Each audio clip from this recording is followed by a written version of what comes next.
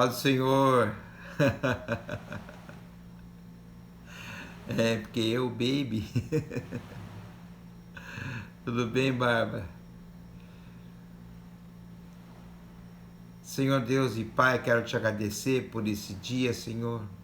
Quero te louvar, glorificar o teu nome, porque tu és um Deus maravilhoso, digno, Senhor, da honra, da glória, do louvor, Pai.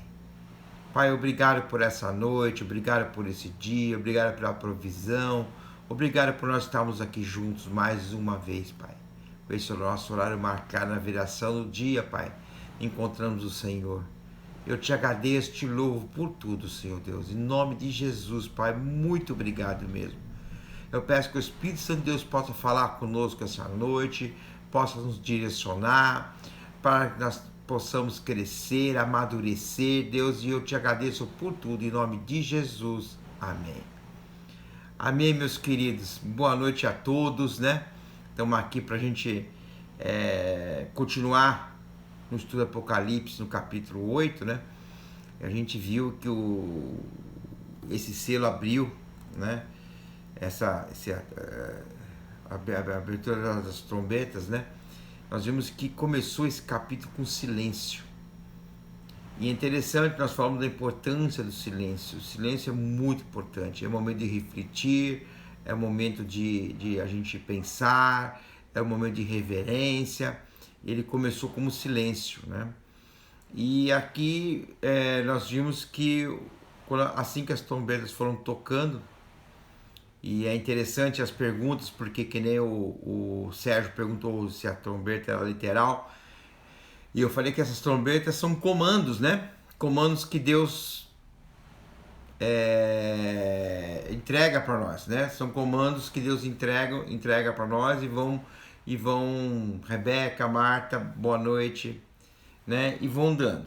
Nós falamos também que a destruição dessas trombetas inicialmente seria o quê? A criação, né? Vegetal e animal do mundo, né? Nós vimos que provavelmente raios muito fortes, cargas elétricas caíam do céu, gerando fogo e fumaça, atingindo plantação, animais, né? E mexendo com a parte econômica do mundo, né? É interessante que a gente está atravessando uma epidemia de coronavírus.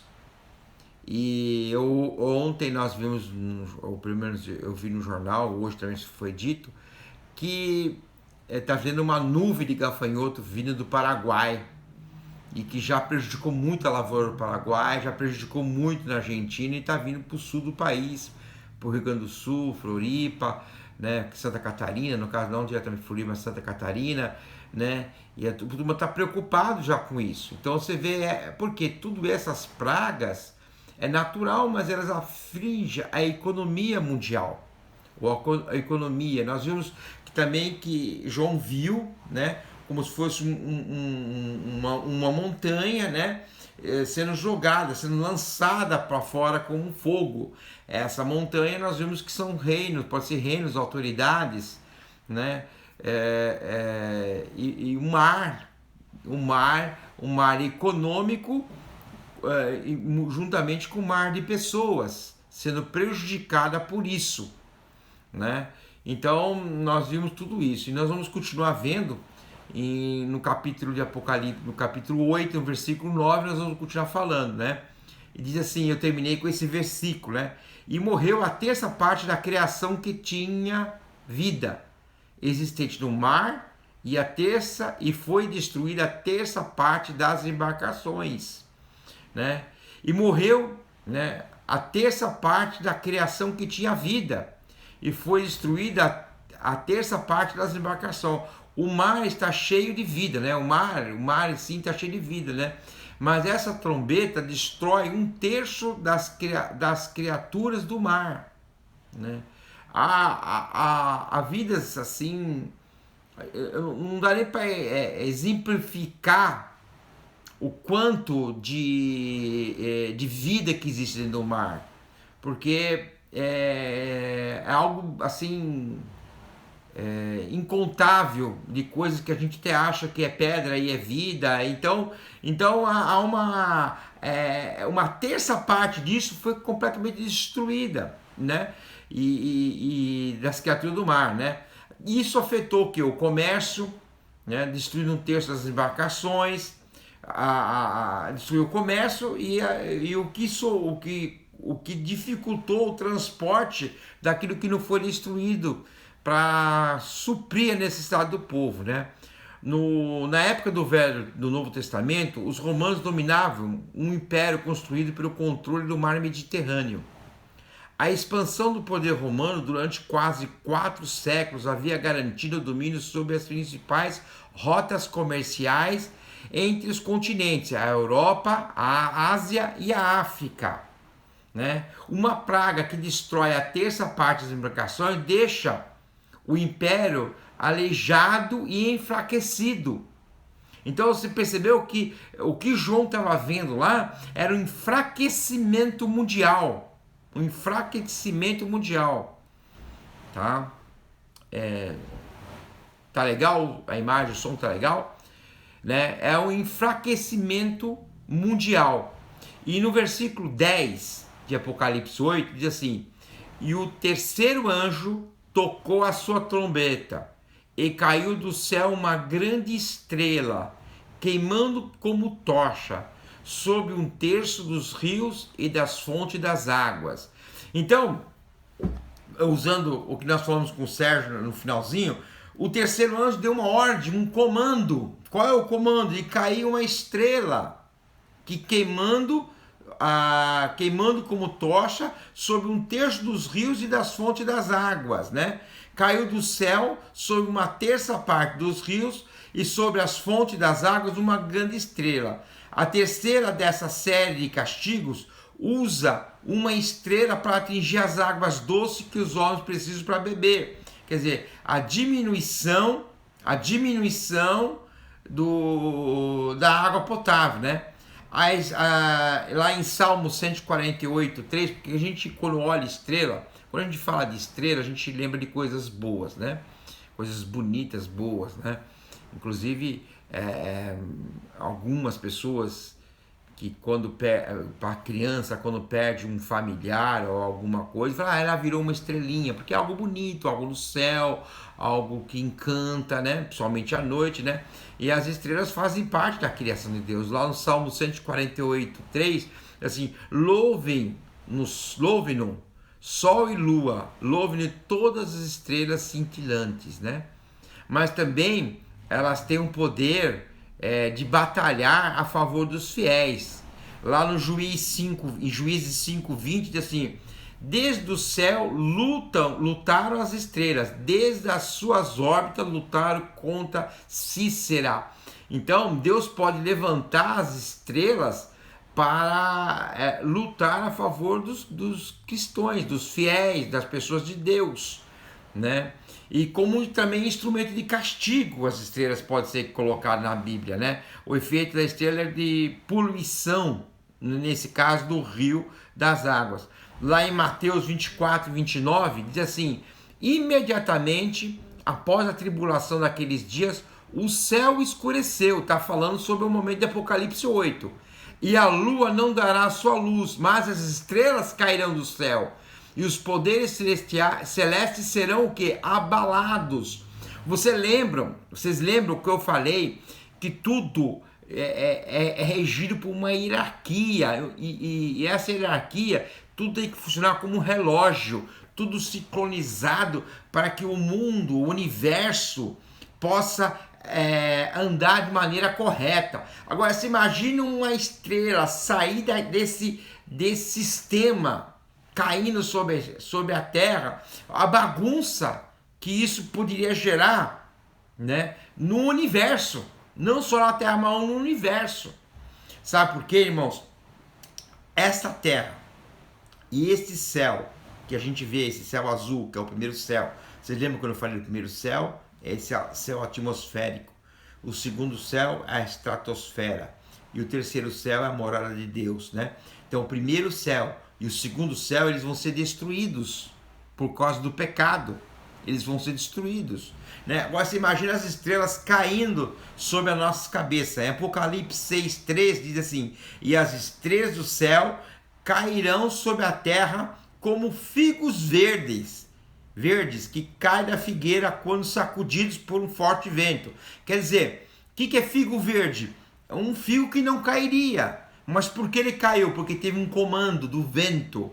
As estrelas não caem sozinhas do céu. Elas não de repente caem no céu. Elas estão caindo por um comando de Deus. Por um comando de Deus, elas estão caindo em relação à terra. Em Apocalipse 8:11 diz assim: e o nome da estrela é Absinto.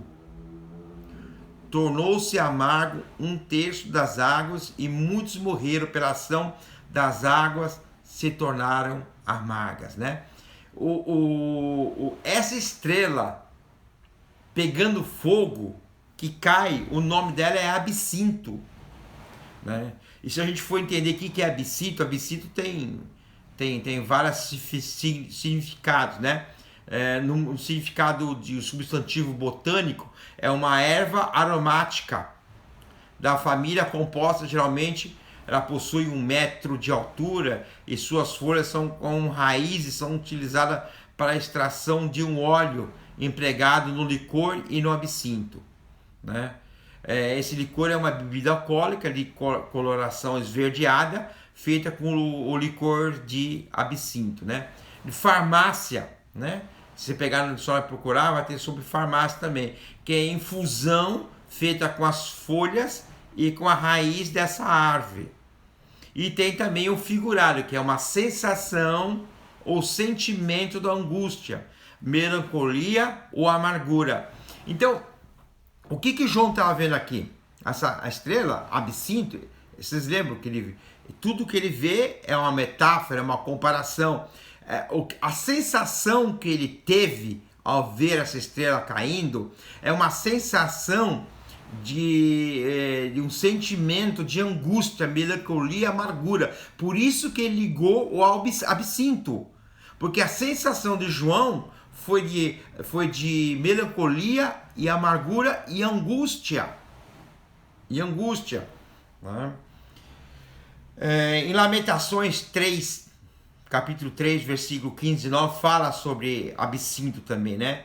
Fartou-me de amarguras, embriagou-me de absinto, quebrou o cascalho dos meus dentes, abaixou-me na cinza, e afastaste da paz da minha alma, esqueci do bem. Então disse eu: já percebeu a minha força, como também a minha esperança do Senhor? Lembra-te da minha aflição e do meu pranto, do absinto e do fel.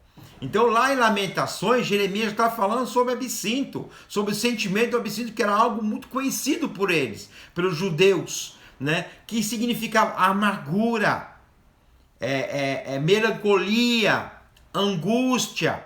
Então o sentimento de João quando viu aquela estrela cair foi disso, de amargura, né? Lá em Provérbios, estou me estendendo um pouquinho também, né? Provérbios 5:4 diz assim: porque capítulo 5, versículos 3 e 4, tá? 3 e 4. Porque os lábios da mulher estranha destilam favos de mel, e o seu paladar mais suave do que o azeite. Mas o fim é amargoso como absinto, agudo como espada de 2 gumes. O que está falando aqui? Da mulher adulta, da mulher prostituta. Diz que a mulher dela, ela destila mel ao falar, mas esse mel é falso. Esse mel vai terminar com um gosto amargo de absinto. Então o absinto não é uma coisa boa. Não é uma coisa boa. E tem relação com o pecado. O absinto, o gosto, o sentimento de absinto tem ligação diretamente com o pecado. Porque o pecado ele parece doce. O pecado ele parece bom. Só que no final dele ele traz o que? A amargura. Ele traz dor. Ele traz angústia. É isso que traz o pecado. O pecado nos leva ao sentimento de absinto. É isso que esse juízo está sendo feito, né? Vocês pecaram, vocês se rebelaram, vocês não quiseram Deus, não quiseram servir a Deus, foram infiéis, então agora vocês vão sentir o gosto dessa infidelidade, o gosto dessas atitudes erradas, dessas decisões erradas que vocês tomaram a sua vida inteira, um gosto de amargura, de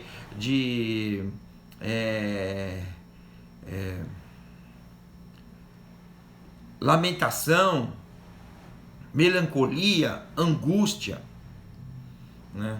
Aqui Deus destaca as águas potáveis, né?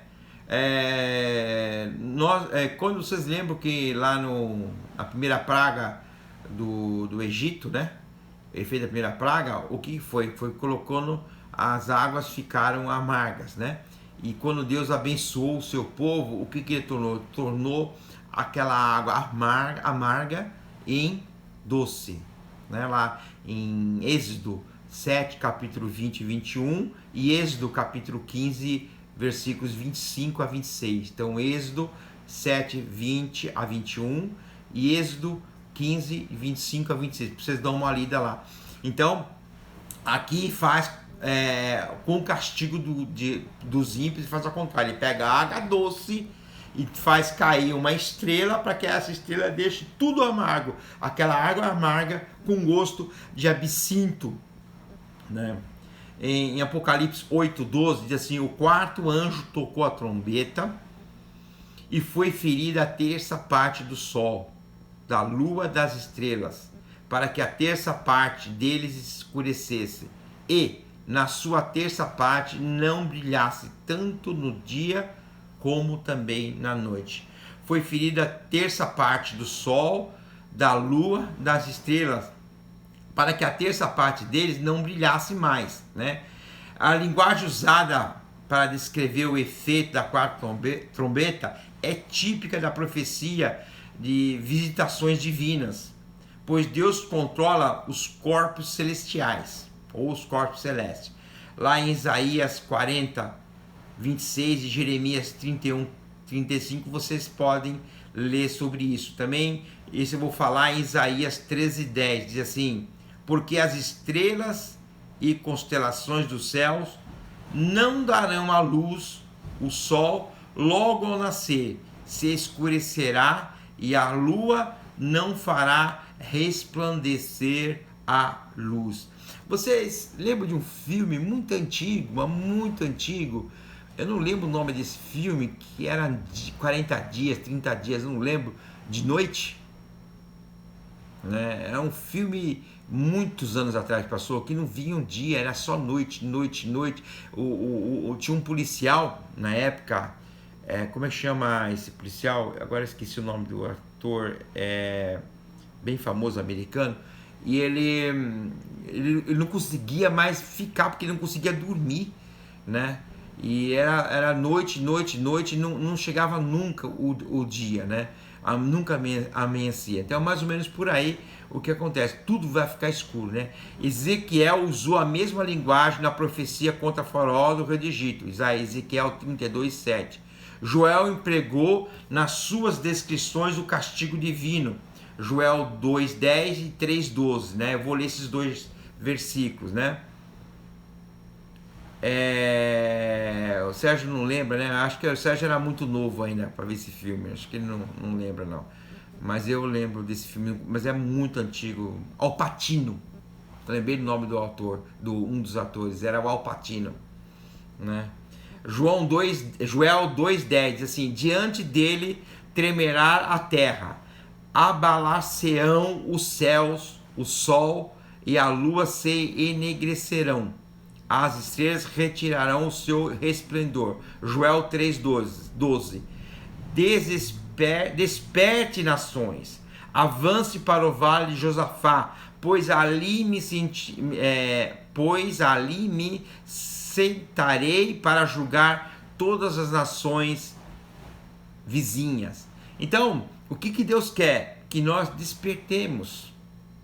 Na realidade, o estudo bíblico, o estudo das profecias, realmente era para despertar o seu povo.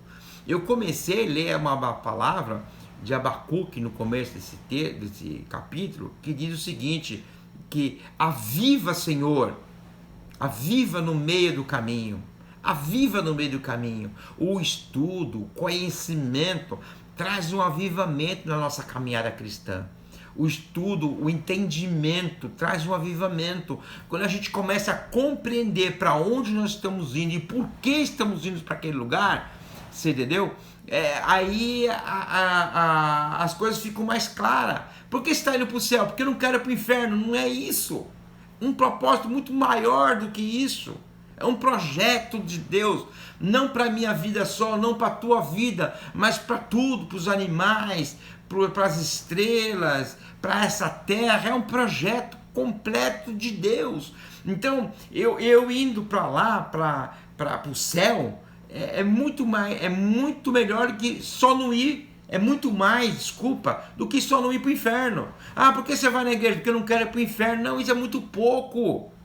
É muito pouco você ir para a igreja só para não ir para o inferno. É muito pouco. Melhor do que nada, né? Mas é muito pouco. A gente tem um conhecimento para a gente caminhar com mais fé, com mais amor, com mais vigor, com mais ânimo, né?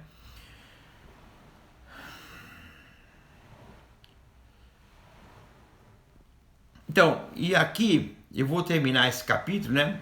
O versículo 13 diz o seguinte, ó: eu olhei e eu vi um anjo voar pelo meio do céu, dizendo com grande voz: ai, ai, ai dos que habitam sobre a terra, por causa das outras vozes da trombeta dos 3 anjos que hão ainda de tocar, né? Então, o que ele está vendo? Ele viu lá, na realidade, se a gente for procurar, ele viu um zênite, que é um tipo de uma águia, né? E as 3 referências disso, nós podemos ver lá em Apocalipse 4, 7, 8, 13, 12, 14, fala sobre águia, sobre esse grande passo, né? Por isso nós vamos pensar que na natureza, essa ave, que João viu? Ele olhou, viu uma ave, né, muito grande, e essa ave em alta velocidade, né, com muita velocidade, né, gritando, né, e ressaltando a majestade, a sua majestade como rainha das aves, né, e a sua força. Então, que ele viu isso, viu? Algo com autoridade, com força, com resplendor, né? Cumprindo o quê? Cumprindo uma trajetória solar muito elevada, muito elevada. João ouviu dizer: ai, ai, ai, somos tentados, né? A supor que talvez esse ai, ai, ai fosse algo que essa ave tivesse berrando, essa ave estivesse berrando, né? Uma imitação de fonemas, de ruídos, gritos, cantos animais, som na natureza, né? A exclamação aí está contraposta à bem-aventurança,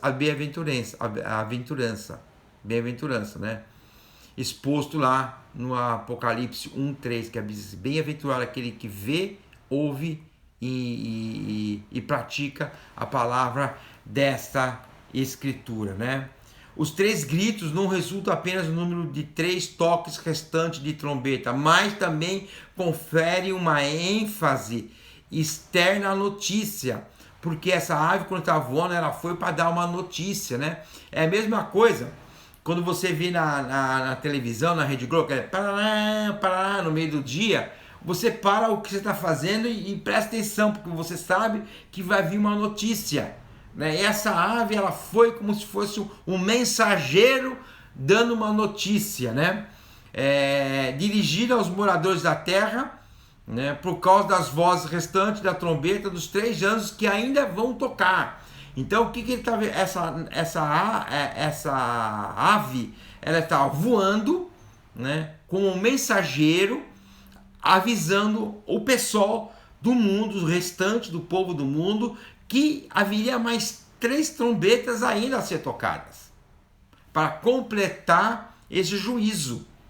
E a partir de agora, essas semelhanças não indicam mais tanto sobre o ambiente das pessoas, mas muito mais sobre o próprio ser humano, né? Então, o que acontece? A partir de agora, até agora, o que foi atingido, o que foi mais atingido, foi o reino vegetal e animal. Tanto o vegetal animal terreno, como o marítimo, o fluvial, né? E agora não, a partir de agora, as outras 3 trombetas vão dizer diretamente ao ser humano. Então, nós vamos parar por aqui. Agora, na semana que vem, a gente vai falar sobre Apocalipse capítulo 9, né? Então, é interessante a gente perceber que antes das trombetas tocarem, antes do juízo, Deus pediu para nós fazermos um silêncio. E qual seria esse silêncio? Uma reflexão. A gente gosta muito de usar isso na igreja, a gente fala muito isso no dia de ceia, né? Examine-se a si próprio. Esse silêncio é o momento de nós nos examinarmos, de a gente pôr a mão na consciência, de fazer uma análise da nossa vida cristã. Se nós estamos ou não estamos agradando a Deus, se nós estamos ou não estamos servindo a Deus, né? É um momento de reflexão. Por quê? Depois da reflexão, depois do silêncio, começa a trocar as trombetas e vem o juízo. E uma coisa é você ser ignorante. A Bíblia diz que Deus, a gente pega muito alguns versículos isolados, né? Que Deus abençoa a época da ignorância. Uma coisa é você ser ignorante, não conhecer Jesus, não conhecer as coisas de Deus, mas a partir do momento que você abre mão de conhecer, a partir do momento que você conhece e não faz, né? Você se torna réu. Você se torna réu. Ah, pastor, eu não quero nem saber, porque quanto mais me é dado, mais será cobrado. Você se torna réu por ignorância. Por ignorância.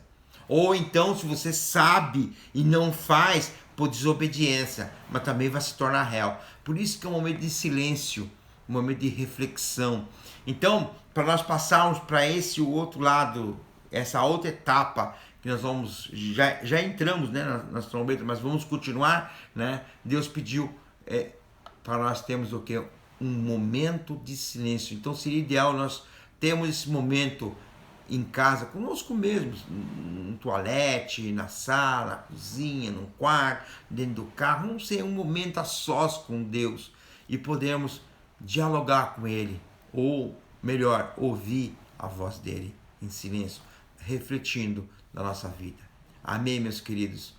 Hoje eu não pisei na bola, não vi nenhuma pergunta, não vi nenhuma interrogação, né? Então, eu creio que tá, mas lê esse capítulo 8 de novo, medita de novo depois de tudo que nós falamos, e se vocês tiverem alguma dúvida ainda, manda na igreja, no WhatsApp da igreja, ou manda no meu particular, que eu respondo, né? Às vezes alguma pergunta eu posso até responder depois aqui para nós na próxima live, porque pode ser uma pergunta boa para todos, né? As perguntas edificam o estudo, elas edificam o estudo, amém? Acrescentam. Então vamos fechar nossos olhos, vamos orar? Senhor nosso Deus e Pai, eu quero te agradecer, Senhor. Oh Pai, como é maravilhoso estar na tua presença, Senhor. Como é maravilhoso poder estar diante de ti, Senhor. Sentir a presença do Santo Espírito, Pai. Sentir a presença de Deus, Pai. Senhor Deus, é muito bom, Pai. Deus, que só possa estar nos abençoando, Senhor Deus. Que nós possamos refletir nas nossas atitudes, nossos pensamentos, nas nossas motivações, Pai. Para que nós possamos caminhar sempre para te agradar, Pai. Sempre para agradar. Abre nossos olhos espirituais. Abre nossos ouvidos espirituais, Pai. Nos dê graça. Nos dê sabedoria, Senhor. E eu te agradeço desde já, Pai. Obrigado por cada um que está aqui conectado, Pai.